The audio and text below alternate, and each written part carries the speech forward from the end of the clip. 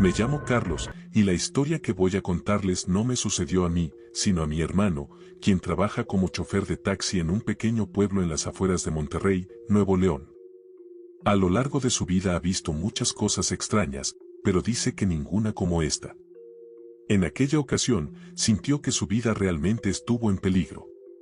Eran cerca de las 11 de la noche cuando mi hermano dejó a una pareja en un pueblo llamado La Rosa, a unos 30 minutos del lugar donde usualmente trabaja. En el camino de regreso, iba completamente solo por una carretera en mal estado, llena de baches y huecos, lo que lo obligaba a conducir con cuidado. A pesar de estar acostumbrado a manejar a esas horas, aquella noche sintió algo extraño en el ambiente. El viento soplaba más frío de lo normal, y lo que más le inquietó fue que la radio del taxi solo emitía estática. Nunca antes le había pasado algo así, ni siquiera cuando había ido a pueblos más alejados. Aunque le pareció raro, decidió ignorarlo y seguir su camino rumbo a casa. Fue entonces cuando, en medio de la carretera, vio algo inesperado. Las luces del taxi iluminaron a dos niños parados en la vía. Uno parecía tener unos 10 años, mientras que el otro no pasaba de los 6. Permanecían inmóviles, como estatuas, y lo poco que alcanzó a notar mientras se acercaba fue que ambos vestían sudaderas grises con capucha, la cual cubría sus cabezas. En sus pies llevaban sandalias ligeras, demasiado frágiles para protegerlos de las piedras del camino. El verlos ahí, en plena carretera y a esas horas de la noche, le preocupó de inmediato. No había casa cerca, solo campo abierto, y las luces más próximas estaban al menos a 7 kilómetros de distancia. Detuvo el taxi y bajó la ventanilla. ¿Qué hacen aquí a esta hora?, preguntó con preocupación. Pero los niños no respondieron. En su lugar, el mayor habló con una voz suave y monótona. ¿Nos puede llevar a casa? Mi hermano sintió un escalofrío. ¿De dónde vienen? Ya estoy terminando mi turno, les respondió. El niño mayor levantó una mano y señaló un camino de terracería que se desprendía de la carretera y conducía hacia un cerro. Es allá arriba, dijo con la misma voz inexpresiva. Ahí está nuestra casa. Mi hermano dudó. Sabía que ese camino solo llevaba a monte y a unas cuantas cabañas viejas, la mayoría abandonadas desde hacía años. No tenía sentido que unos niños vivieran ahí. Pero tampoco podía dejarlos solos en medio de la nada. Está bien, suban, les dijo con algo de inquietud. Fue en ese momento cuando notó algo que antes no había percibido. Los niños tenían los ojos completamente negros. No había pupilas, ni reflejos, ni un solo destello de luz en ellos. Eran oscuros como la misma noche, como si fueran un vacío sin fondo. Al verlos, un miedo inexplicable se apoderó de él. Al notar aquello, mi hermano sintió un miedo profundo. Ya les había dicho que los llevaría, pero algo en ellos le ponía nervioso. Los niños subieron al asiento trasero sin hacer el más mínimo ruido, como si hubieran flotado en lugar de caminar. Mi hermano ajustó el retrovisor para echarles un vistazo, pero algo lo hizo apartar la mirada de inmediato. Aquellos ojos, sus ojos no reflejaban la luz, no tenían brillo, eran como dos pozos oscuros y profundos. ¿Qué hacen aquí solos?, preguntó mi hermano, tratando de ignorar el escalofrío que le recorría la espalda. Esperando, respondió el niño más pequeño. ¿Esperando qué? Esperándote. El taxi dio un pequeño sobresalto al pasar por un bache y, de pronto, el aire dentro del coche comenzó a volverse pesado, sofocante. Ya, dejen de jugar con eso. ¿De dónde vienen? ¿Cómo terminaron en medio de la carretera?, insistió mi hermano, pero no obtuvo respuesta. Cuando volvió a mirar por el retrovisor, se dio cuenta de que los niños, además de sus ojos negros como el vacío, tenían una expresión completamente inexpresiva. Eran como muñecos, sin vida ni emociones. Un escalofrío aún más intenso recorrió su cuerpo. No entendía qué estaba ocurriendo. Por suerte, a lo lejos vio una casa al final del camino y pensó que debía ser su hogar. Ya casi llegamos. No deberían andar solos a estas horas, hay gente mala por ahí, además de animales salvajes, dijo, intentando sonar tranquilo. El mayor de los niños lo miró fijamente con sus inquietantes ojos negros. El taxi seguía avanzando, acercándose a aquella cabaña, pero algo extraño comenzó a ocurrir. Mi hermano notó que el camino se alargaba más de lo normal. El monte a los lados parecía moverse, como si los árboles cambiaran de posición. El coche avanzaba, pero al mismo tiempo no. Algo estaba mal. Fue entonces cuando el niño más pequeño susurró: «Ya llegamos». Señalaba un punto en medio de la nada. Mi hermano frenó de golpe y encendió las luces altas. No había ninguna casa. Solo maleza y un viejo árbol seco, torcido bajo la luz de la luna. La cabaña que había visto momentos antes, simplemente ya no estaba. Se volteó para reclamarles a los niños, pero el asiento trasero estaba vacío. Desesperado, revisó alrededor. No había rastro de ellos. Se habían ido sin hacer ruido, sin mover ni una sola hoja. De pronto, se escuchó una risa suave, como la de un niño jugando. Al levantar la vista, las luces del taxi iluminaron a aquellos dos niños de ojos negros. Estaban ahí, en medio de la nada, riendo y jugando como si nada hubiera pasado. No había casas, no había refugio, no había nada. Solo ellos, con sus miradas vacías y sus cuerpos diminutos envueltos en chamarras oscuras. El miedo se apoderó de mi hermano. Pisó el acelerador y salió de ahí a toda velocidad. En su mente solo repetía una oración, suplicando que aquellos niños de ojos negros no volvieran a aparecer en el taxi. Él jura y perjura que esas cosas podían materializarse y desvanecerse a voluntad. Aquella noche, dice mi hermano, fue el día en que se encontró con los temidos niños de ojos negros. Y da gracias a Dios porque, aunque lo aterrorizaron, al menos no le hicieron daño. Soy enfermera y trabajo en un asilo en Monterrey, Nuevo León. Este asilo pertenece al gobierno, por lo que lleva años sin remodelarse. Las cosas son viejas, y por ello se escuchan ruidos, como el sonido de pisadas, los sensores de movimiento activándose, andadores moviéndose, en fin, cosas típicas de edificios antiguos. Esa noche me tocó guardia sola, ya que mi compañera tuvo un problema y no pudo llegar. Estaba acostumbrada a quedarme sola, así que no me preocupé. Hice mi trabajo como de costumbre, cuando de repente escuché a alguien o algo caminar apoyándose en un andador. Eran pisadas fuertes pero lentas. Me levanté porque pensé que algún paciente iba al baño o necesitaba algo, pero cuando fui a asomarme, no vi nada. No le di importancia, como mencioné antes, estoy acostumbrada a esos ruidos. Me fui a sentar al área de enfermería cuando el sueño comenzó a vencerme, pero no pude cerrar los ojos porque volví a escuchar ruidos. Miré la hora, eran las 2:40 de la mañana. Me levanté a revisar si todo estaba en orden, cuando de pronto escuché una voz. «Enfermera». Era una voz rasposa de anciana. Fui al cuarto donde estaban asignadas las mujeres para verificar que todas estuvieran dormidas. Efectivamente, todas lo estaban. Las conté, por si alguna se había levantado, pero no faltaba nadie. Tal vez escuché mal, pensé. Pero entonces, lo oí de nuevo. «Enfermera, por acá, ayúdame». Era la misma voz, pero esta vez provenía del cuarto del fondo. Algo desconcertada, caminé por el pasillo a oscuras para ver qué necesitaba la paciente, pero en cuanto me detuve a la mitad, recordé algo, ese cuarto estaba vacío. Solo se usaba como aislamiento cuando alguien estaba enfermo, y en ese momento no había nadie ahí. Me asusté. Corrí de regreso a la enfermería y cerré la puerta. Seguro fue mi imaginación, tal vez por la hora, pensé, e intenté distraerme con la papelería. Entonces, escuché el sonido de una cama crujiendo, como cuando alguien se acuesta, seguido de una tos. Pensé que algún paciente se había levantado, pero no quería salir a revisar por miedo, así que me quedé en mi lugar. La tos continuaba. Sonaba como si alguien estuviera agonizando. Sabía que era mi deber ir a ver, así que reuní valor y salí a revisar. De nuevo, no había nadie. El sonido venía del cuarto del fondo. Me quedé paralizada.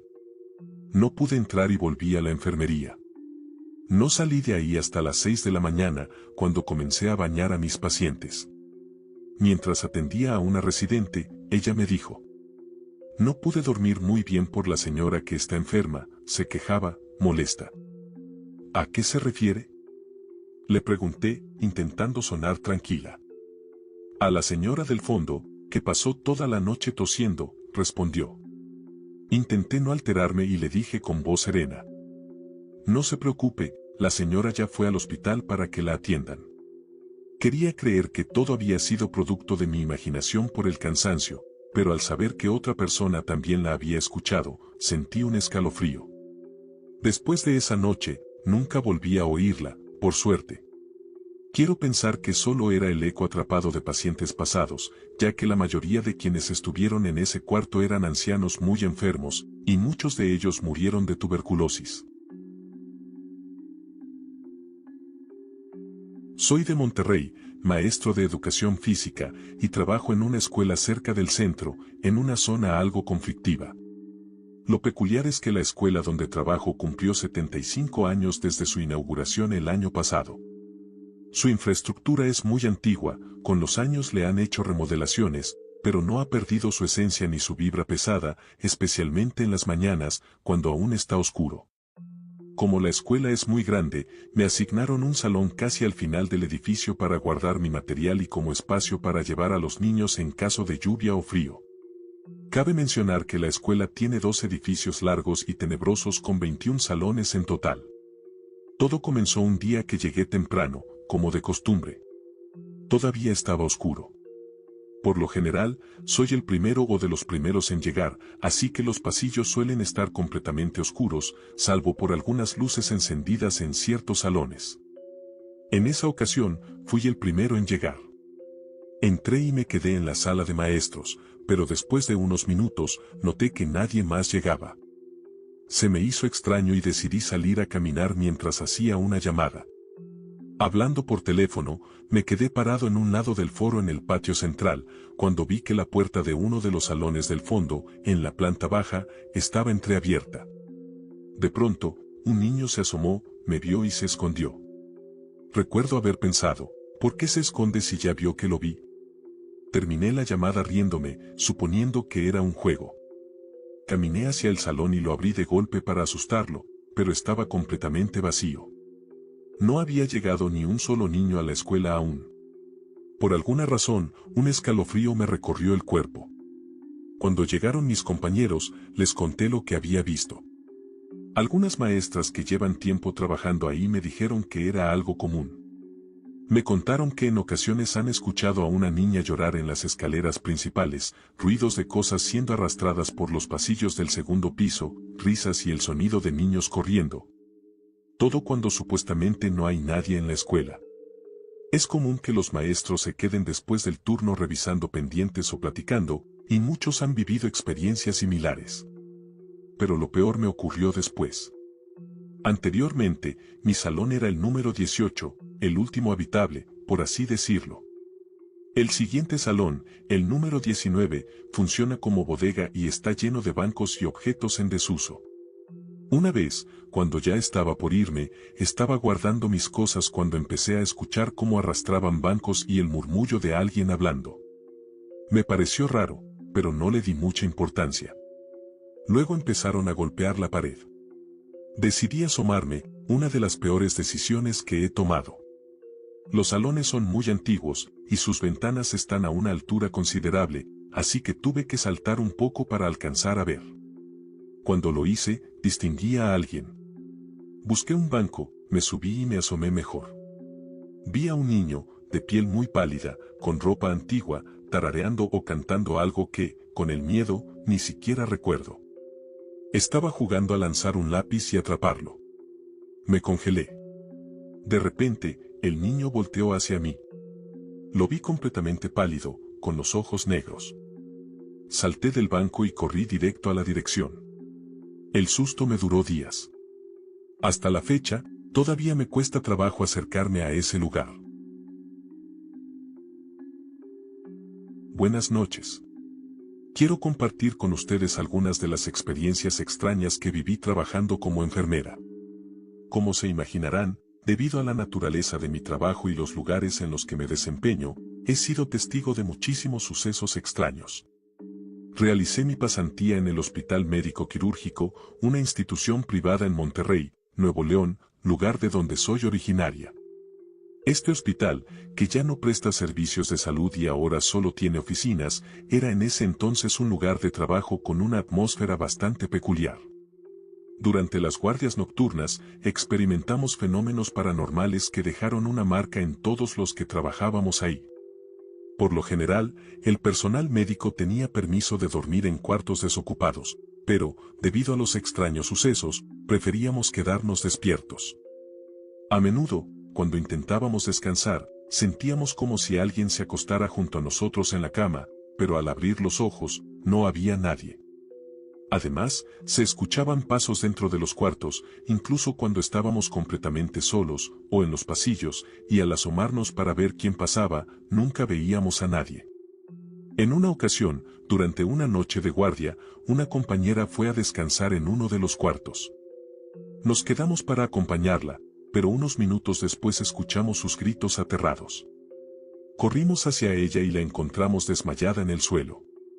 Al reaccionar, nos contó que había sentido como si alguien la hubiera tomado fuertemente de los hombros, pero cuando miró, estaba completamente sola. Después de eso, decidimos no regresar a ese cuarto, y le pedimos a la enfermera encargada que nos permitiera dormir en la estación de enfermería. Afortunadamente, accedió y pasamos el resto de la noche tranquilos.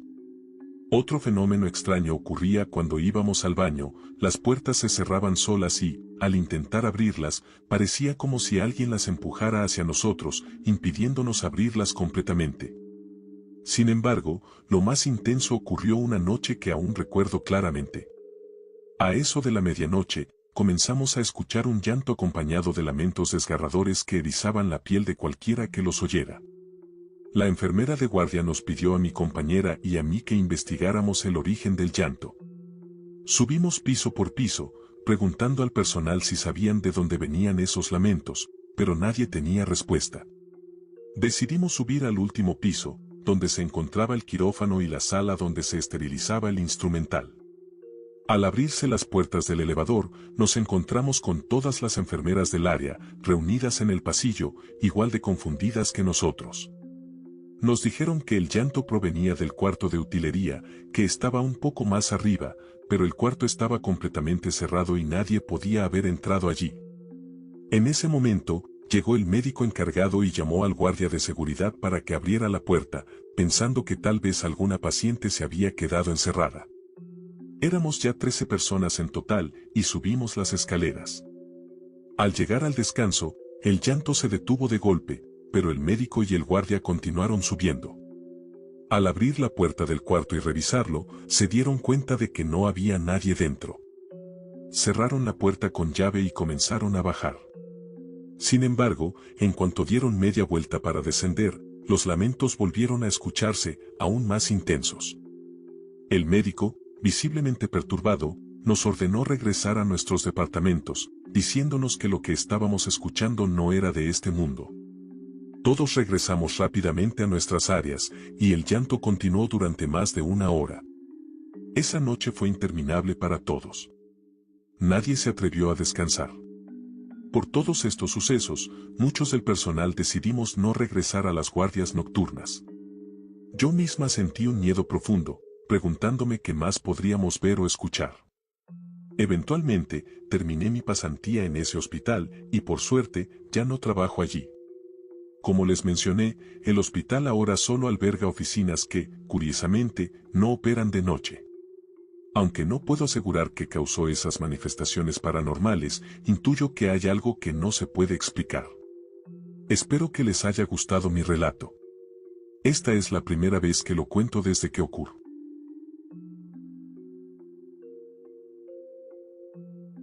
Mi amigo y yo fuimos a Nuevo León, su tierra natal. Al día siguiente de nuestro vuelo a Monterrey, su mamá y él me invitaron a conocer algunos lugares del estado, muy hermoso por cierto. Fuimos a las grutas de García y, más tarde, pasamos el resto del día en la Huasteca.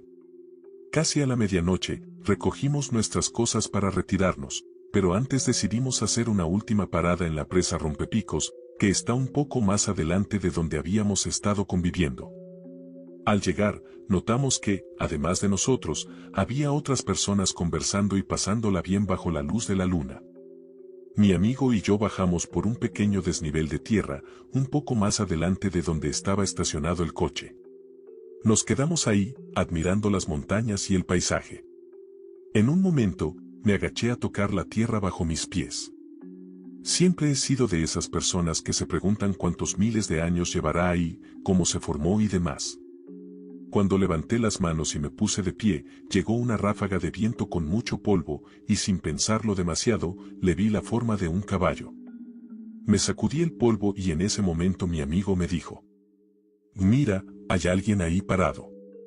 A unos 10 o 15 metros de nosotros, se veía una figura. Detrás de ella solo había un camino con algo de vegetación.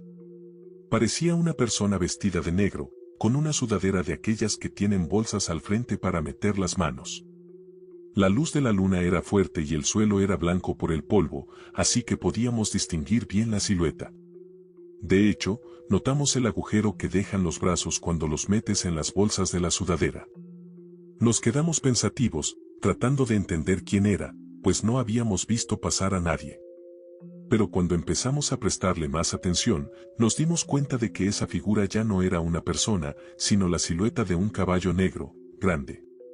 Se quedó ahí, inmóvil, mirándonos. No podíamos verle los ojos por su color oscuro, pero su presencia nos heló la sangre. Un escalofrío me recorrió el cuerpo y le dije a mi amigo: «Vámonos al coche». Nos alejamos lentamente y subimos de nuevo el desnivel que habíamos bajado antes.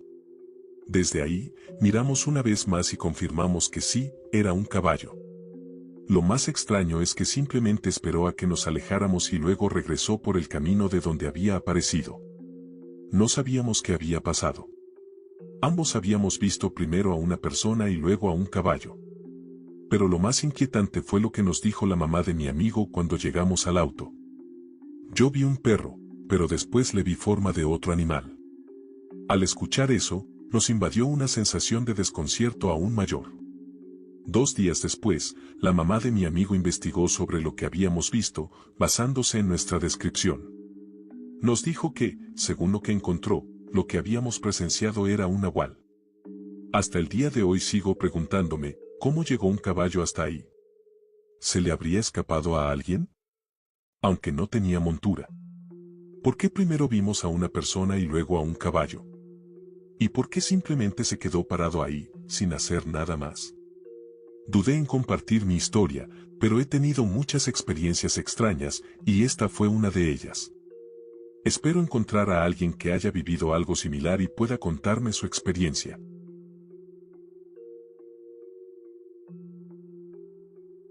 Soy de Monterrey, Nuevo León, de una colonia llamada Lázaro Cárdenas, que se encuentra en un cerro.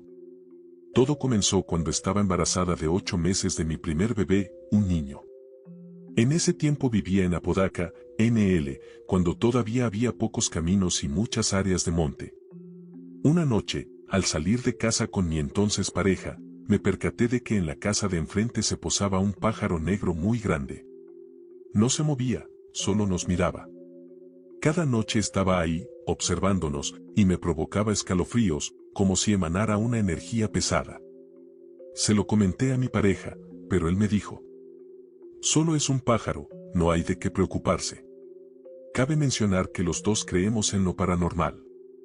Así pasaron varias noches, hasta que cumplí 9 meses de embarazo. En la última semana antes del parto decidí ir a la casa de mi mamá, en la colonia Lázaro Cárdenas, ya que desde ahí tenía el hospital más cerca. El primer día, cuando ya había caído la noche, estábamos en la cocina platicando y preparando la cena. De repente, algo llamó mi atención en el patio. Me giré hacia el baño que estaba en la parte trasera y vi algo asomarse. Parecía una persona, pero sin cabello, con la piel completamente blanca y sin facciones. Sorprendida, solté un suspiro y, pensando que era mi padrastro, grité su nombre.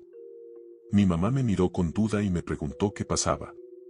Cuando le dije lo que había visto, dejó lo que estaba haciendo, tomó mostaza negra y comenzó a aventarla por la casa mientras rezaba en voz baja. Me asusté muchísimo y corrí al cuarto de mis hermanos. Un rato después, mi mamá entró y me dijo: eso era una bruja.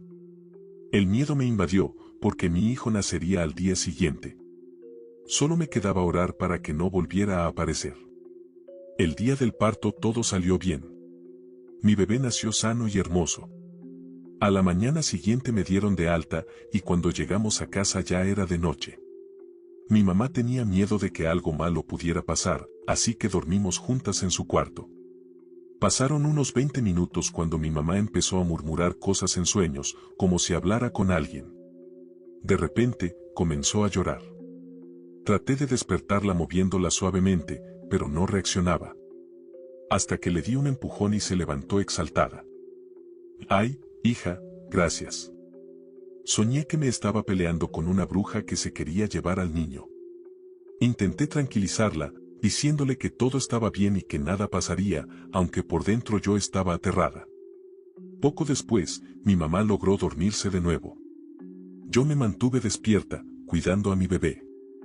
En un momento, revisé su pañal y noté que necesitaba cambiarlo. Justo cuando me disponía a hacerlo, escuché un sonido, pequeños golpes en la ventana. No había árboles ahí. Mi corazón empezó a latir con fuerza. Volteé a ver a mi bebé y lo que vi me heló la sangre. Sus ojitos estaban muy abiertos y dirigidos hacia el centro, mientras sacaba la lengua de manera extraña. Me invadió el pánico.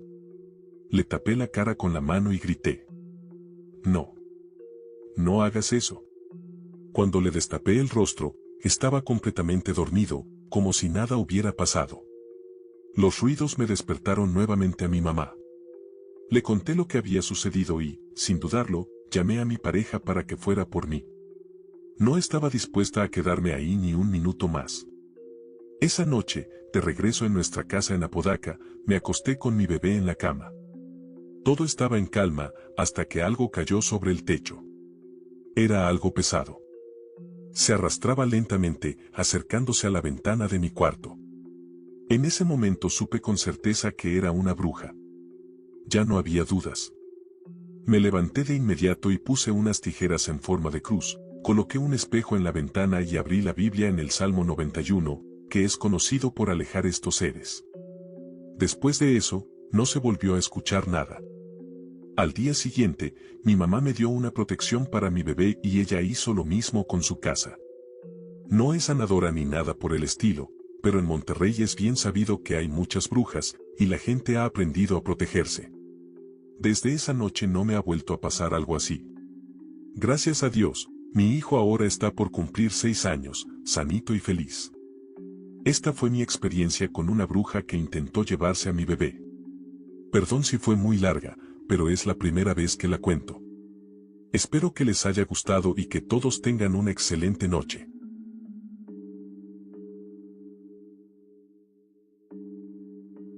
Lo que están a punto de escuchar es una historia completamente verídica, respaldada por documentos y múltiples testigos. Ocurrió el 17 de mayo de 2017 en un pequeño poblado en las afueras de Monterrey, Nuevo León. Aquella mañana, doña Berta Elizalde vivió una experiencia que nadie quisiera enfrentar. Era un día aparentemente común. Mientras su esposo aún descansaba, ella se encontraba en la cocina preparando el desayuno. Ambos eran ya personas mayores y, tras haber perdido a sus hijos a causa de la violencia en la región, solo se tenían el uno al otro. A pesar de las adversidades, llevaban décadas viviendo en aquel lugar, rodeados de vecinos que siempre los describieron como personas tranquilas y bondadosas. Esa mañana, doña Berta decidió preparar un omelette con los huevos de sus propias gallinas. Su hogar era sencillo, pero contaban con un pequeño terreno donde criaban algunos animales y cultivaban lo necesario para subsistir. Sin embargo, la paz de su rutina se vio interrumpida por la llegada de un grupo de hombres, quienes descendieron de un lujoso vehículo portando documentos oficiales. Los desconocidos comenzaron a medir el terreno, tomar fotografías y conversar entre ellos sobre la demolición de la casa para construir una gasolinera. Extrañada por la situación, doña Berta se acercó a preguntarles: «Buenos días, ¿se les ofrece algo?». Uno de los hombres dio un paso al frente y, con tono firme, le respondió: «Señora, necesitamos que desaloje de inmediato. Este terreno ya no les pertenece. Aquí están los documentos que lo prueban. Le pedimos que firme para formalizar el proceso». Pero doña Berta no era ingenua. De inmediato sospechó que algo andaba mal. Sabía que las escrituras del terreno no estaban del todo en regla, pero también tenía claro que su hijo jamás lo había puesto en garantía para ningún préstamo, como aquellos hombres afirmaban. Al no obtener la respuesta que esperaban, los supuestos funcionarios se marcharon riéndose y comentando entre ellos: «¿Viste la cara del viejo? No tiene idea de lo que le espera». Al caer la noche, su esposo, como de costumbre, salió a revisar que todos los animales estuvieran bien resguardados.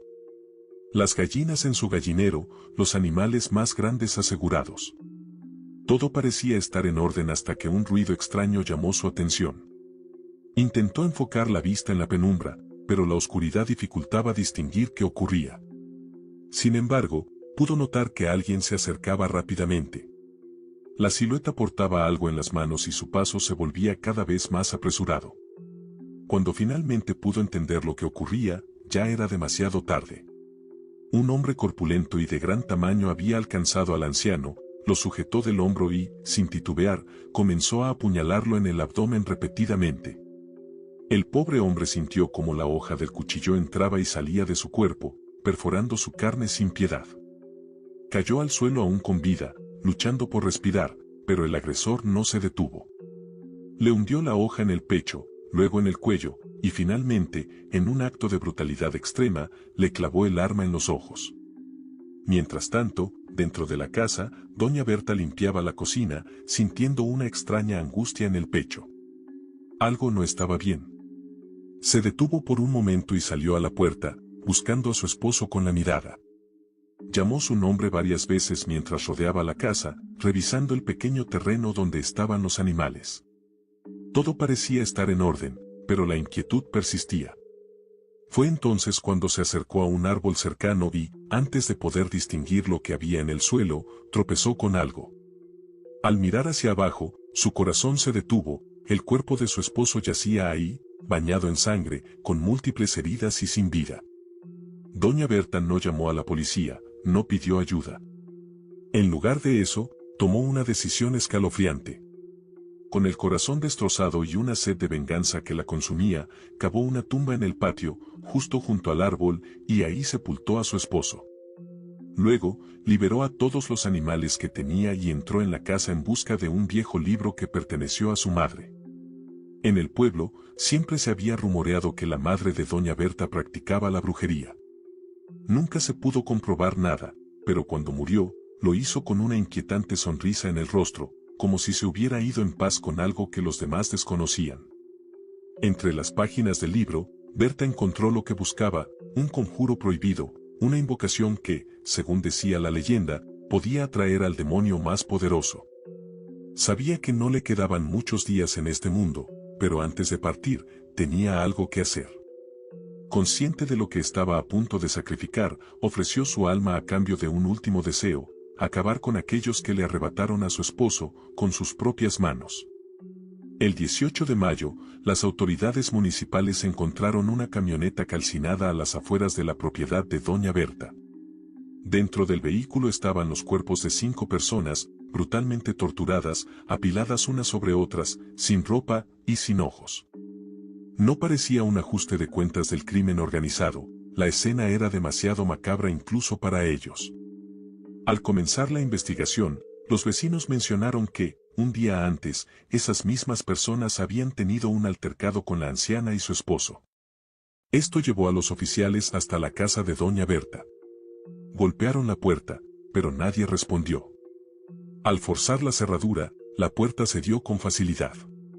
Lo que encontraron dentro los dejó sin aliento. Sentada en una silla, con una sonrisa escalofriante en el rostro, estaba doña Berta.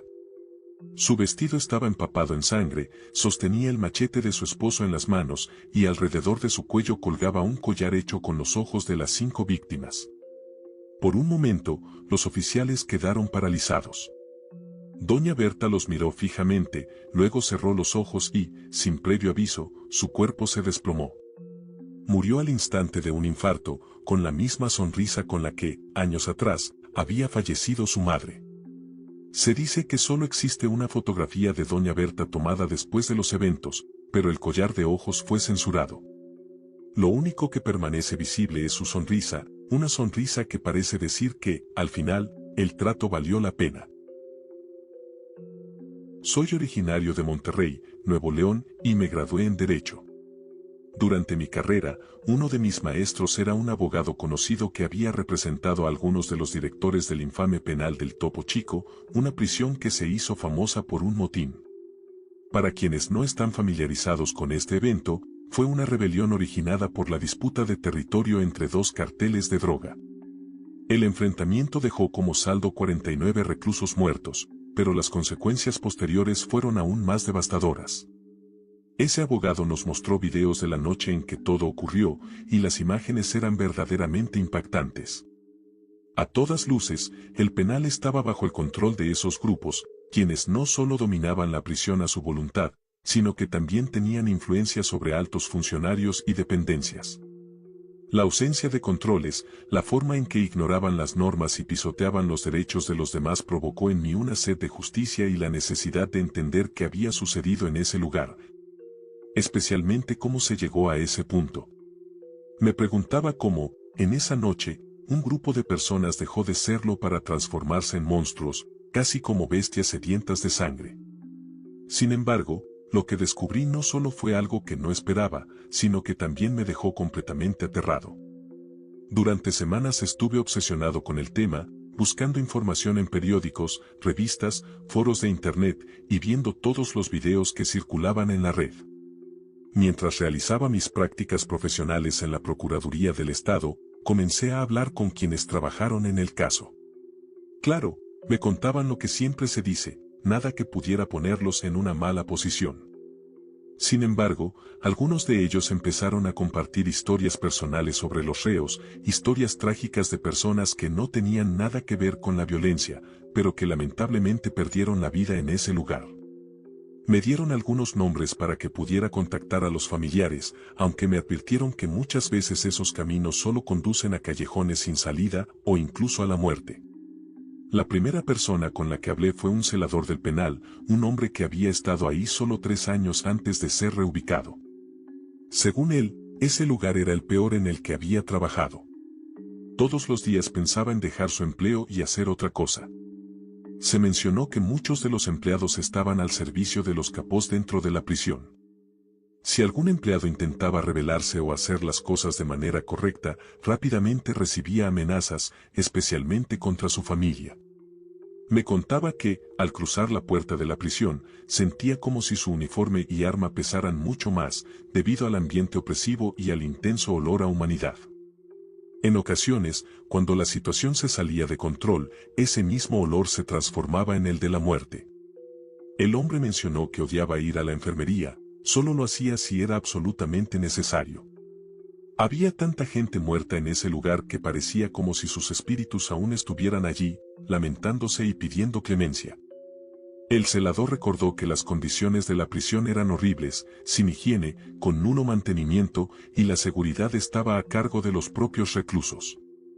El dinero, las drogas y las armas circulaban libremente, como si nadie se diera cuenta. En una ocasión, uno de los jefes le pidió que trasladara a alguien a una dirección en el centro de Monterrey. Esa noche le dijeron que su esposo estaba preso en el Topo Chico por tráfico de sustancias ilegales. La situación era complicada, ya que lo habían detenido con varias bolsitas de sustancias, dinero y un arma. Tenía suficiente para que le dieran una pena considerable. Aquella noticia le destrozó la vida a la mujer, que conocía todo lo que se decía de ese lugar y había conocido a algunas viudas de reclusos del Topo Chico. Decidió hacer todo lo posible para mantener a su esposo a salvo, pero él le aseguró que no debía preocuparse, pues estaría encerrado con gente de su mismo grupo y eso lo protegería. Lamentablemente, esto no fue suficiente. Cada ciertos días, doña Marza recibía una llamada de su esposo, siempre a media madrugada, que era cuando podía usar el teléfono sin ser visto por los rivales. Hablaba poco, pero era la única forma de saber cómo estaba. Poco después ocurrió el motín en el penal, y su esposo fue una de las víctimas fatales. Entre lágrimas, recuerda cómo fue reconocer el cuerpo de su esposo, el estado en que lo encontró y el odio evidente con el que lo atacaron. Todo eso provocó en ella imágenes que rondaron su cabeza durante días. Una noche, mientras dormitaba, recibió una llamada por error. Estaba acostumbrada a este tipo de llamadas, así que contestó sin pensarlo. No se dio cuenta que la llamada provenía de uno de los números de donde su esposo solía llamarla. Al responder, solo escuchaba voces lejanas y algo de interferencia. Verificó el número y, al reconocerlo, colgó de inmediato. Fueron 4 llamadas en la misma semana, y en ellas se escuchaban desde gritos hasta una voz que parecía querer comunicarse con ella. Esa fue la última llamada. En ese momento, decidió decirle a su esposo que descansara en paz, que ella y sus hijos estarían bien y que era momento de irse a descansar por fin. Desde entonces, nunca más recibió llamadas de ese número. Historias como esa me llegaban por amigos y familiares, siempre algún conocido que estuvo dentro del penal, quienes nos contaban las horribles experiencias vividas allí. Uno de ellos fue un hombre llamado Don Julio, cuyo hijo afortunadamente sobrevivió a la trifulca. Estaba escondido cerca de un altar a la muerte, escuchando todo tipo de horrores y presenciando actos terribles, cosas que no eran dignas de un ser humano. Podía escuchar los gritos de aquellos que no pudieron escapar del incendio, y como algunas voces se apagaban lentamente. El hijo de Don Julio jura que en un momento, parte del grupo más violento pasó cerca de donde él estaba escondido. Dijeron que la orden era que a quienes no pertenecieran a su grupo, los regresaran y les prendieran fuego a los tanques de agua, porque seguramente había gente escondida dentro. El joven pudo ver cómo esos individuos parecían los peores demonios jamás conocidos, tapando con cosas pesadas los tanques de metal donde se encontraba gente oculta, para luego prenderles fuego. La temperatura del agua subía rápidamente, cocinando a quienes estaban dentro. El hijo de Don Julio decía, si hubiera sido yo, habría preferido que me cortaran en pedazos como a otros, pero jamás preferiría morir en agua hirviendo. Esas palabras las repetía constantemente después de lo que vivió. Después de sobrevivir a todo ese horror, recibió ayuda de Dios. Tuvo que estar varios meses bajo supervisión médica y psicológica, pues las noches eran aterradoras, con los recuerdos, las voces y las caras de los que desataron ese infierno persiguiéndolo y quitándole la paz cada día.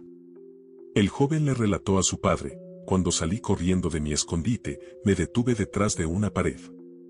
Escuché los gritos de los malhechores y, cuando ya no pude regresar, me agaché rezando para que no me vieran. De pronto, alguien gritó, allá, indicando mi ubicación. Apreté los puños, me mantuve agachado esperando una golpiza que nunca llegó. En cambio, vi a un hombre vestido con el uniforme de la prisión, algo muy raro, pues ya casi nadie usaba uniforme, ya no había dinero para eso. El hombre se paró frente a mí, y los tipos que me buscaban dejaron de pasar. Por unos segundos estuve en silencio. De pronto, la misma voz que había escuchado antes dijo, no hay nadie, vámonos al comedor. Según el relato del joven, ese hombre le tendió la mano y lo levantó, indicándole que fuera directamente a un lugar específico, donde los demás lo ayudarían a salir. El joven le preguntó si no iba a ir con él, pero el hombre respondió que él debía seguir ayudando a los demás inocentes. Recordó bien el rostro del hombre, quien tenía un gran bigote y cabello negro, y era corpulento. Extrañamente, hubo más reclusos que lo vieron y hablaron con él esa noche, pero después de ese encuentro, nunca más lo volvieron a ver. Él pensaba que se trataba de algún trabajador del sitio, pero cuando llegó la camioneta, se dio cuenta de que era uno de los reclusos, vestido completamente de civil. El hombre iba cargando una bolsa negra, que al llegar a la dirección del penal, arrojó al interior de un negocio. Luego, sin decir una palabra, regresó a la camioneta y se dirigió de vuelta al penal. Lo que no sabía era que dentro de esa bolsa estaba la cabeza de otro recluso, alguien que había sido acusado de provocar una riña y había muerto en el combate. Ese evento lo marcó profundamente, dejándole semanas de insomnio y ansiedad.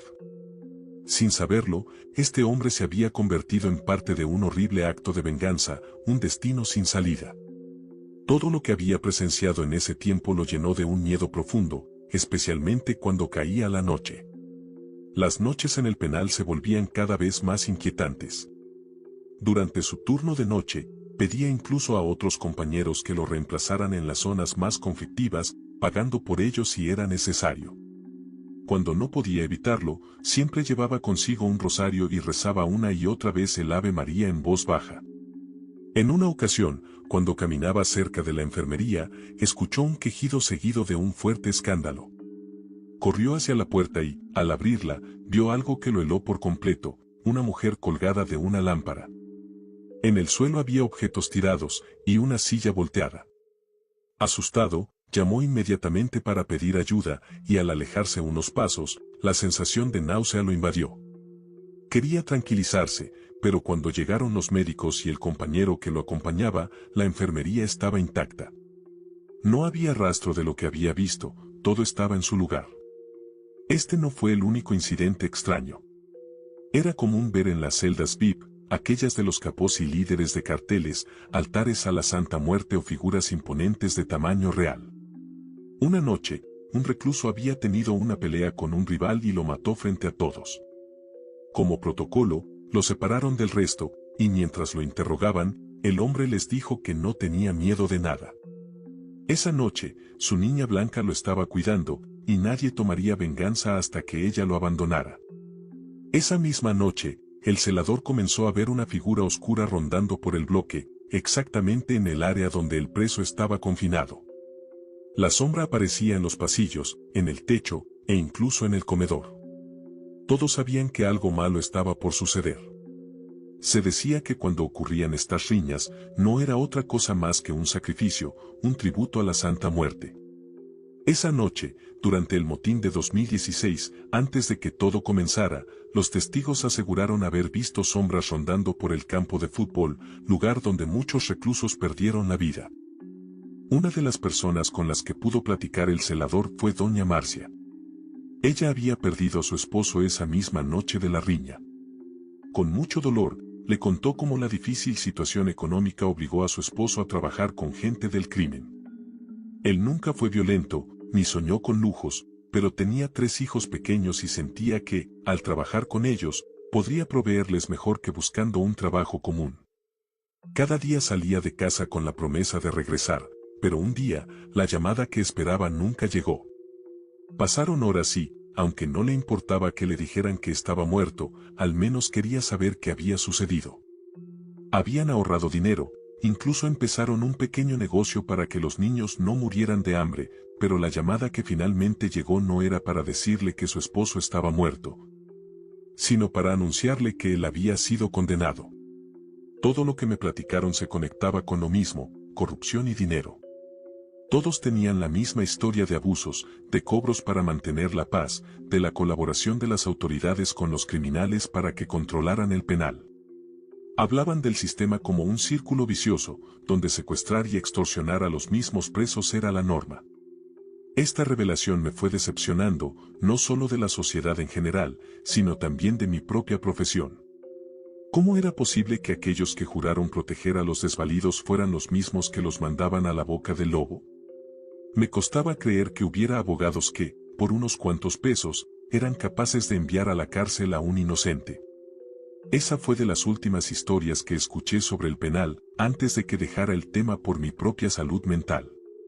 Decidí que ya no podía seguir indagando en esos horrores. Un día, la hermana de mi novia me contó algo que la había marcado para siempre. Ella había trabajado por años en una tienda de ropa en el centro de la ciudad, una de esas que se decía que funcionaban como lavado de dinero. Fue allí donde conoció a una joven del sur del país, que trabajaba como contadora. La chica tenía una historia trágica, un hombre, obsesionado con ella, la acosaba constantemente. La seguía en su camioneta negra, la invitaba a salir, le ofrecía dinero, joyas e incluso prometió sacarla de su trabajo. La joven, aunque temía al hombre, siempre se negó. Con el tiempo, el hombre fue detenido por narcotráfico, pero en lugar de desaparecer, la obsesión siguió. Envió a sus empleados a vigilarla, a seguirla hasta su casa. Un día, cuando regresaba a su hogar con un amigo, un grupo de delincuentes la atacó a golpes, advirtiéndole que era un recado de su patrón. La joven ya no sabía qué hacer, estaba atrapada en una pesadilla de la que no podía escapar. Un día, llegaron agentes ministeriales al negocio y la acusaron de robo y malversación de fondos. No tenía dinero para un abogado, por lo que se le asignó uno de oficio. En cuestión de semanas, el juez la sentenció a prisión, a pesar de ser completamente inocente. La enviaron al penal de Topo Chico y allí comenzó el verdadero terror. El hombre que la había acusado no había olvidado su venganza. Había orquestado todo para que la joven fuera encarcelada, comprando la complicidad de los abogados y del juez. Durante su estancia, los policías la llevaron varias veces directamente a la celda del hombre. En un principio, él le pedía que fuera su novia, pero tras tantas negativas, una noche intentó abusar de ella. La joven se defendió lo mejor que pudo, y al final logró herirlo en la cara. El hombre, lleno de furia, ordenó que la joven fuera llevada a un pabellón donde se encontraban los enfermos terminales. Quería que ella sufriera lo peor.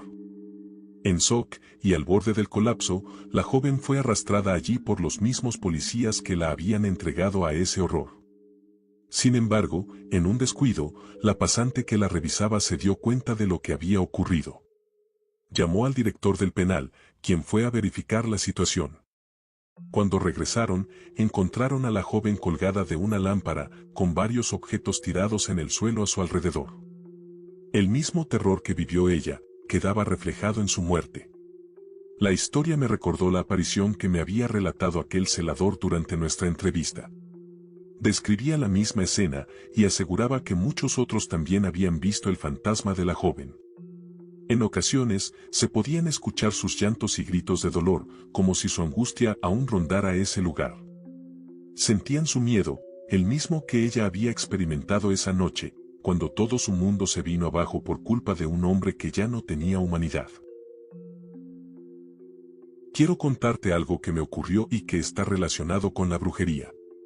Mi hermano y mi cuñada, quienes viven en Monterrey, me hicieron un trabajo de magia negra cuando visitaron mi casa.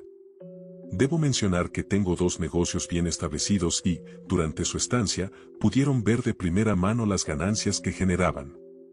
Sin embargo, todo cambió después de que regresaron a Monterrey. En febrero, mi suerte dio un giro inesperado. De la nada, mis negocios comenzaron a caer y el dinero que entraba desaparecía rápidamente. Como si eso no fuera suficiente, una de mis unidades de trabajo sufrió una grave avería en el motor, obligándome a gastar una fuerte suma de dinero. Apenas unos días después, la otra unidad también se descompuso, y el dinero siguió escurriéndose de mis manos sin razón aparente. Afortunadamente, un tío político me prestó algunas unidades para seguir trabajando, y le estaré eternamente agradecido por su apoyo. Pero las desgracias no terminaron ahí. Ese mismo mes, mi esposa sufrió un aborto. En marzo, aunque mis negocios seguían funcionando, el dinero no alcanzaba para nada. Como si todo estuviera condenado a esfumarse. Además, mi salud comenzó a deteriorarse. Me sentía cansado, agotado y con un estrés insoportable. Un fuerte dolor apareció repentinamente en mi columna y, con el paso de los días, se extendió desde la cadera hasta el pie. El dolor era insoportable, tanto que me impedía caminar y me hacía llorar de desesperación. Pasé casi 4 semanas postrado en cama, sumido en una profunda depresión. Pensamientos oscuros comenzaron a atormentarme, y la impotencia de no poder hacer nada solo me hundía más. Visité varios médicos y especialistas, quienes diagnosticaron un problema en el nervio ciático. A pesar de los tratamientos, las medicinas y las terapias, no mejoré en absoluto. Fue entonces cuando, desesperado, decidí acudir a un brujo que un amigo me había recomendado. El viaje hasta su casa fue extraño. Íbamos en una camioneta rumbo a una localidad cercana a la sierra, pero algo nos hacía sentir que no avanzábamos. Como si el camino se alargara interminablemente. Aún así, logramos llegar. El brujo me recibió y, sin que yo le diera detalles, me dijo algo escalofriante: mi esposa y yo habíamos sido ofrecidos en una misa negra y estábamos atados a una cruz con 2 veladoras. También aseguró que el mal estaba en nuestra casa y que era necesario trabajar ahí para liberarnos. Acordamos que vendría esa misma noche, a las 9 en punto. Cuando llegó la hora, el brujo comenzó el ritual. Nos pidió varios elementos: veladoras, tierra de las 4 esquinas de la casa, el polvo que saliera al barrer los negocios, 4 billetes, 4 monedas y un rollo de papel higiénico. Siguiendo sus instrucciones, envolvimos los billetes y las monedas en el papel, y luego él comenzó a pasarnos el paquete por todo el cuerpo mientras recitaba oraciones en voz baja. De repente, algo cambió en el ambiente. Un fuerte olor a azufre invadió la casa. «El demonio está cerca», murmuró el brujo con calma. Nos quedamos en completo silencio, escuchando ruidos extraños sobre el techo. Sombras comenzaron a moverse en la casa, y el hedor a azufre se hizo aún más intenso. El brujo pidió un vaso de vidrio con agua y, al colocar el envoltorio dentro, el agua comenzó a hervir, como si estuviera hirviendo sin fuego. Continuó rezando, pero esta vez, lo hacía con una fuerza distinta, como si estuviera enfrentando algo invisible.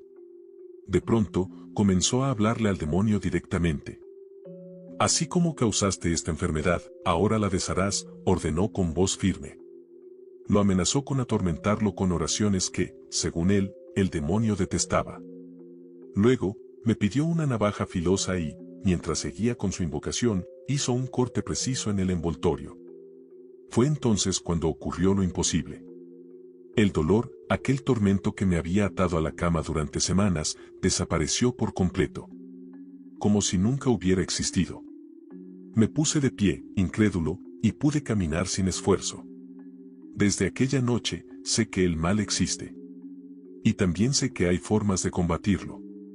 El brujo me indicó que debía dar 7 saltos alrededor del perímetro de la casa. Al llegar al último salto, una criatura con una larga cola se materializó ante mis ojos y, en cuestión de segundos, desapareció. El brujo observó con atención y, con gesto serio, me explicó que había cuernos en este trabajo, por lo que decidimos realizar un sacrificio. 2 crías de vaca fueron ofrecidas. Y además enterramos 4 velas elaboradas con grasa humana. El brujo me reveló lo impensable: mi hermano y su esposa, cegados por su ambición, fueron los responsables de todo lo que me estaba ocurriendo. Ellos habían realizado un trabajo de magia oscura con la intención de destruirme, de hacerme perder el control sobre mis negocios y sumirme en la ruina. Su objetivo no era solo arrebatarme lo que había construido, sino llevarme al límite hasta que yo mismo acabara con mi vida. Incluso el aborto que sufrió mi esposa, me aseguró el brujo, no fue una casualidad. Fue provocado mediante brujería, pues querían impedir que tuviéramos descendencia. Su intención era quedarse con mis propiedades, mi casa y la herencia de mis padres. Antes de marcharse, el brujo me pidió que no tomara represalias, advirtiéndome que, si lo hacía, el mal se revertiría contra mí multiplicado por 4. Me aseguró que Dios se encargaría de darles el castigo que merecían y que, si me mantenía firme, podría recuperar mi vida. Finalmente, me entregó protecciones para mí y mi familia. Desde entonces, nuestra salud ha mejorado notablemente y todo parece haberse estabilizado. En cuanto a mi hermano y su esposa, no he vuelto a tener contacto con ellos, y sinceramente espero que siga siendo así. Ahora quiero compartir otra experiencia que me hizo creer en la brujería y tomar más precauciones.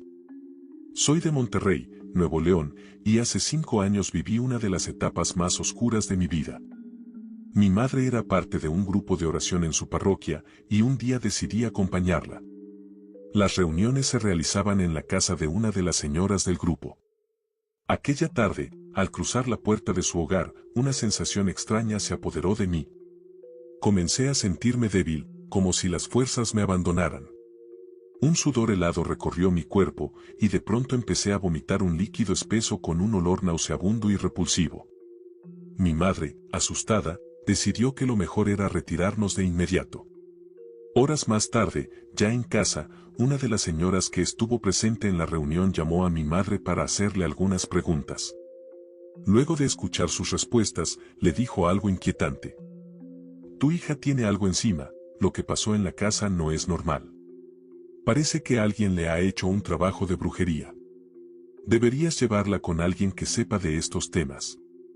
Cuando mi madre me contó lo que la señora le había dicho, me miró con preocupación y me preguntó si yo creía que alguien podría haberme hecho algún daño. Yo, incrédula, le respondí que no creía en esas cosas y le pedí que dejara el asunto en paz. Sin embargo, los días siguientes se convirtieron en una pesadilla. Comencé a perder peso de manera alarmante, en menos de un mes adelgacé 18 kilos. Mi piel, antes blanca, empezó a oscurecerse y a volverse tan áspera y seca que al tocarla parecía lija. Me llevaron al dermatólogo, pero los medicamentos no surtían efecto. Mi salud se deterioró con rapidez. Dejé de caminar y en mi vientre apareció un bulto. Los médicos sospechaban que podía tratarse de un tumor en el útero y que sería necesario operarme para extirparlo. Esa noticia me destrozó, pues siempre había soñado con ser madre. Lo más extraño es que también dejé de menstruar sin explicación alguna. Desesperada, una amiga de mi madre nos llevó con una bruja muy recomendada. Cuando llegamos, la mujer me observó con una expresión sombría y pronunció unas palabras que nos helaron la sangre. No puedo ayudarte. Lo que tienes es muy fuerte. Pero conozco a alguien que podría intentarlo. Nos entregó la dirección de un santero y nos recomendó acudir con él. Sin perder tiempo, fuimos al sitio indicado.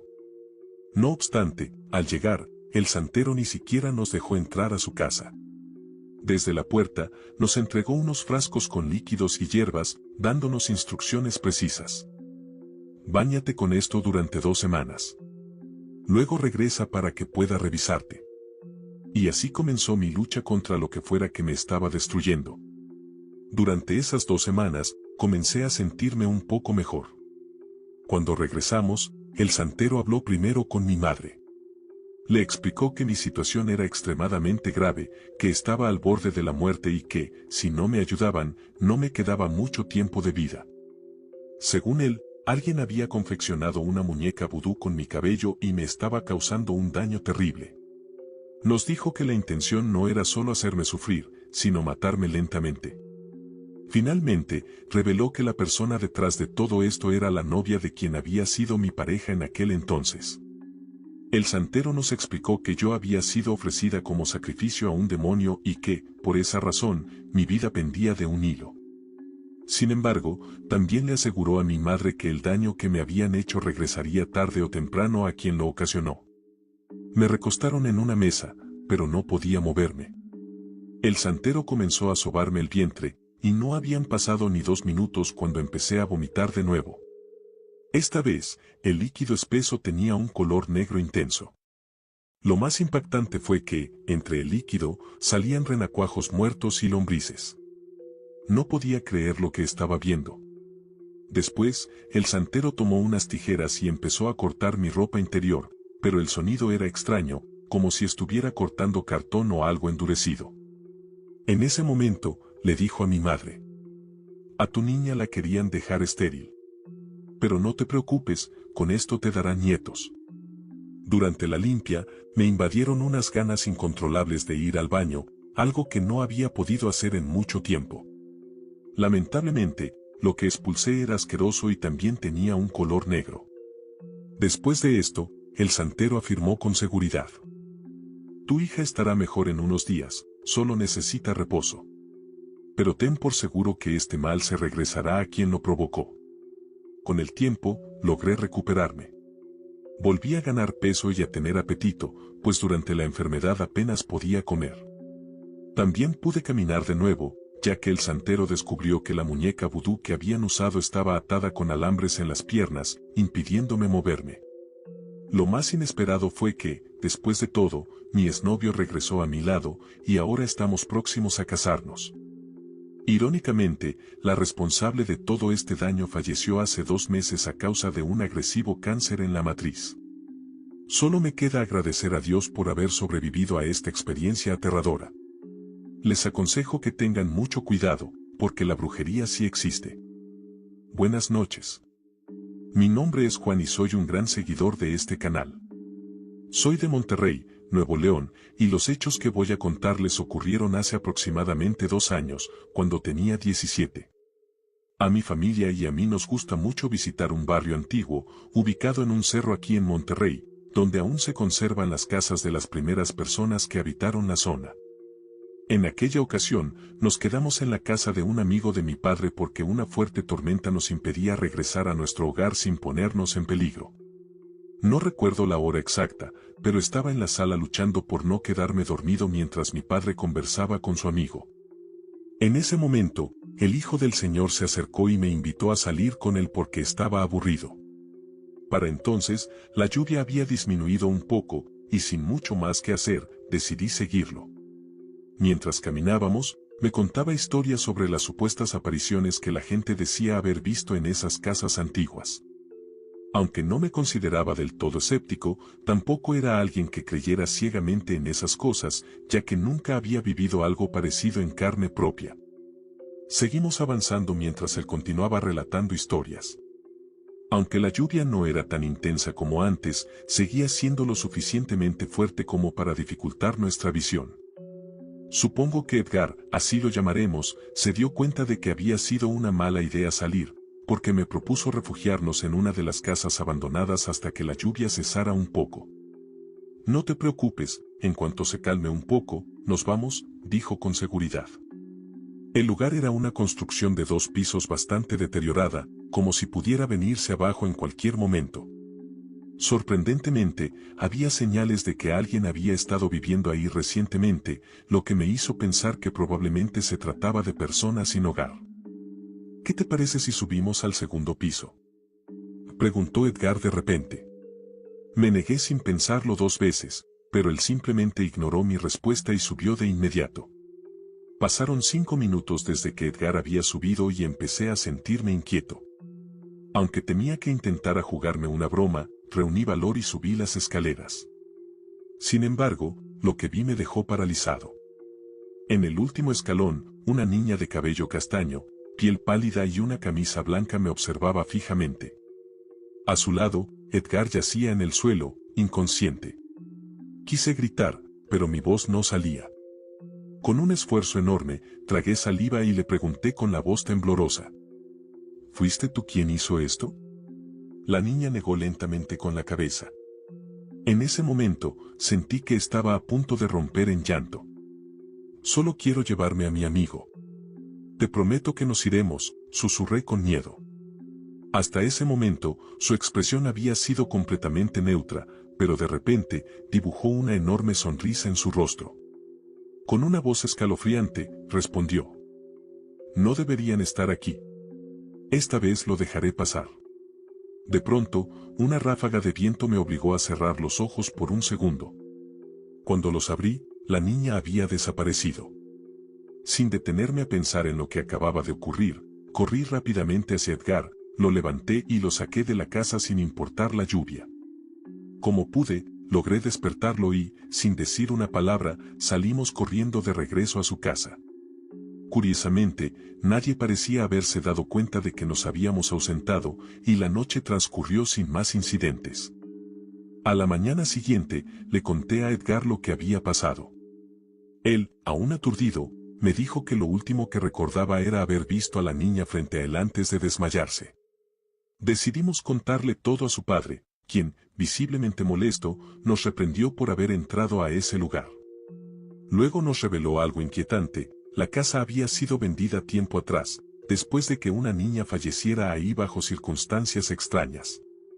Después de desayunar, nos despedimos y agradecimos por la hospitalidad. Durante el camino de regreso, pasamos frente a aquella casa.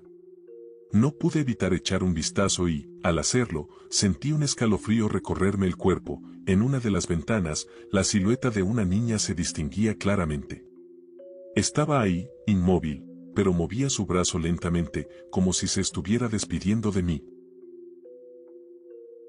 Hace 7 años, en Nicolás de los Garza, Nuevo León, ocurrió algo que nunca podré olvidar.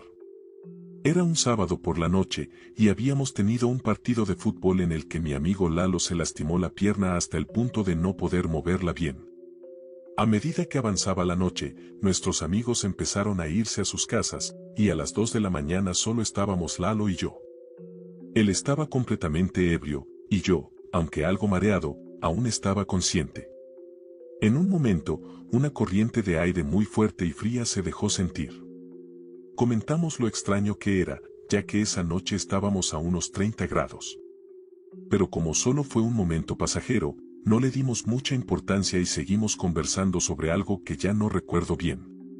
Frente a la casa, había un árbol frondoso, y con la corriente de aire, se agitó bruscamente, haciendo un ruido fuerte. Instintivamente, miré hacia él y algo llamó mi atención. Entre las hojas vi 2 puntos rojos, pequeñas luces que se parecían a luciérnagas, pero eran rojas. Antes de poder prestar más atención, de repente se fue la luz en toda la calle. No supe qué pasó, ya que no escuché ningún ruido de transformador o cortocircuito. La oscuridad nos envolvió completamente, y en ese instante, Lalo se acercó a decirme algo. Sin embargo, me sobresalté, ya que él estaba de pie, girado hacia mí, sonriéndome. «Hey, ¿por qué no te puedes levantar?», me dijo, mientras seguía sonriendo, pero sin decir una palabra más. En ese momento, me lo tomé a broma, pensando que estaba jugando, porque su piel morena casi no se distinguía en la oscuridad, solo veía su sonrisa. Le seguí hablando, bromeando sobre lo que me decía, pero él no me respondía. Su sonrisa se hizo cada vez más grande, tanto que parecía que su boca se estiraba de una manera extraña, casi antinatural. «¿Qué te pasa, Lalo?», le pregunté, pero no dijo nada, y su sonrisa solo se amplió. De repente, azotó su rodilla contra la pared con mucha fuerza. Yo me acerqué, preocupado, y le dije: «¿Qué diablos tienes? ¿No te duele?». Pero él no me contestaba. Continuaba sonriendo y golpeando su rodilla contra la pared una y otra vez, como si realmente estuviera lastimándose. Lo curioso es que su voz sonaba diferente, raspada, como si estuviera forzando cada palabra desde la garganta. Esto ya no me causaba risa, la situación había tomado un giro macabro. Su comportamiento se volvió más extraño, giró su cabeza hacia un lado, como si estuviera en crisis o fuera de sí. Yo comencé a asustarme, así que saqué mi celular para iluminar su rostro con la linterna. Cuando lo hice, Lalo repentinamente cayó de espaldas al piso, como si hubiera recuperado su postura natural. La sorpresa me dejó paralizado. Pero lo más aterrador fue lo que escuché en ese momento. Un sonido inquietante, el más perturbador de mi vida, resonó en el aire. Las carcajadas que escuché eran completamente diferentes a las que Lalo solía soltar. Aquellas eran extrañas, guturales, y se sentían como si provinieran de un lugar más oscuro. Las carcajadas venían del árbol, y cuando miré hacia allí, vi una silueta agazapada en una de las ramas. Era humanoide, pero no podía distinguir detalles, solo una figura con una complexión rara que me hizo sentir que la sangre se me helaba. De repente, las luces rojas comenzaron a multiplicarse, apareciendo en la oscuridad aún más que antes. Luego escuché las carcajadas de Lalo, esta vez mucho más cerca, a mis espaldas. Su voz era extraña, diferente, ligeramente gutural, como si ya no fuera él quien hablaba. «Vamos a jugar, ¿te cuenta?», dijo, mientras su sonrisa se ampliaba de forma antinatural. Su cuerpo se contoneaba de una manera extraña, como si sus músculos estuvieran rígidos, forzando sus movimientos. No sabía qué estaba pasando, pero de alguna manera, sentía que Lalo ya no estaba allí, como si su cuerpo hubiera sido tomado por algo más, algo oscuro. Mi carro estaba estacionado a unos 3 metros de nosotros, y de forma casi automática, recordé que en el espejo retrovisor llevaba un rosario enredado. Lo saqué y, sin pensarlo, se lo puse a Lalo. Fue un acto reflejo, y para mi sorpresa, funcionó. Él cayó desmayado de inmediato, golpeándose la cabeza en el proceso. En ese momento, escuché nuevamente las carcajadas, pero esta vez provenían de algo que no era humano. Estoy seguro de que no era una persona común. Lo que sea que se encontraba en ese árbol comenzó a alejarse dando grandes saltos, brincando de árbol en árbol, perdiéndose en la oscuridad. No perdí ni un segundo más. Corrí al carro, lo cerré, levanté a Lalo y lo metí dentro. Él vivía solo, así que revisé los golpes y, por la gravedad de los mismos, decidí llevarlo al hospital. Cuando llegamos, el personal médico no sospechó de nada extraño. Le dije que veníamos de un partido de fútbol y que él estaba completamente ebrio, lo que explicó sus caídas. Pensaron que se había lastimado por accidente y me creyeron. Sin embargo, cuando le conté a algunas personas de confianza lo que realmente había ocurrido, todos coincidieron en algo: lo que había poseído a Lalon no era humano. Algunos incluso creyeron que se trataba de una bruja, que de alguna forma había tomado su cuerpo esa noche. Lo peor de todo es que Lalon no recuerda nada de lo sucedido. Solo sabe que terminó en el hospital con los golpes, pero no tiene idea de lo que ocurrió entre el momento de su caída y su desmayo.